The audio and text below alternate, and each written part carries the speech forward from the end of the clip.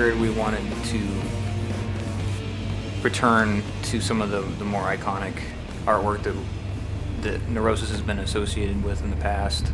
I found these photographs of these statues in Budapest and Prague, and they were really compelling. Josh had found a picture on the internet of these horses with these antlered armor. I knew those to be the horses in Hero Square in Budapest. And so I instantly was extremely intrigued that he had picked up on something that I already inherently totally loved image-wise.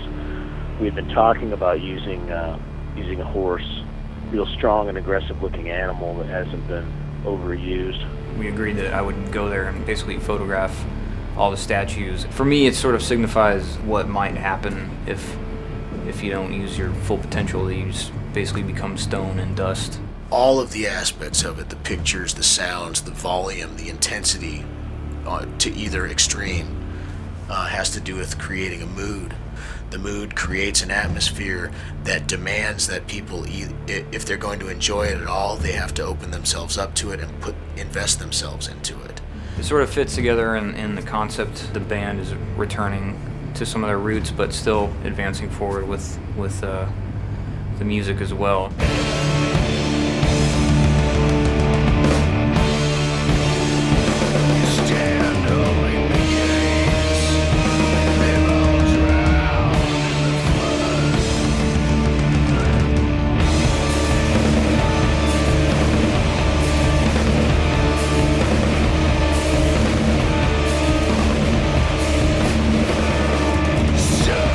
Before we start writing, we will do like a kind of reflection upon where we've been, where we're thinking of going, and where the guitars have been taking us, you know?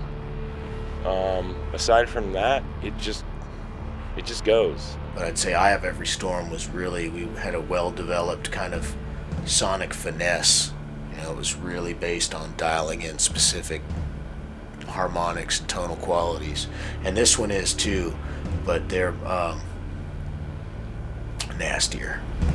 Has a bit of a claustrophobic feel, which I think the music inherently brought to the table, but perhaps the idea of the self-imposed deadline kind of encouraged that feeling as well. I mean, we had to get the tracking done in 3 days so that we'd have 3 days to mix it. You know, we always show up ready to go. When you have an engineer like Steve Albini involved in what you're doing, then it just lends itself to the whole deal, you know. He's the only guy we could have done this record with in 6 days, because we had to know that we would be doing final takes on day one. We record basically live. The bass, drums, guitars, and keyboards are all recorded at the same time. There's only a few scenarios where we'd want to do something different to get a certain effect, but we basically go in there and play the songs. That is basically how it went down, and we just kind of looked at it and were, I guess, stunned in a way, you know. Just we kind of sat there and went, wow, surprised that this happened, but nonetheless, it did. At a certain point in our existence, we realized that all that really mattered, aside from the fact that we remain true to ourselves and that we are doing this for our own personal and self-centered reasons while we're creating music, was that what our legacy is that we leave behind. We're the ones recording it, we're the ones doing the artwork and doing all the hard work of promoting it and everything. Then that's craftsmanship, that's true art, that's coming from a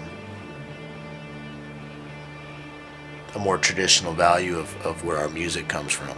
And that's it. I mean, we're committed, that's our commitment to each other, is that we will do this until one or all of us is gone.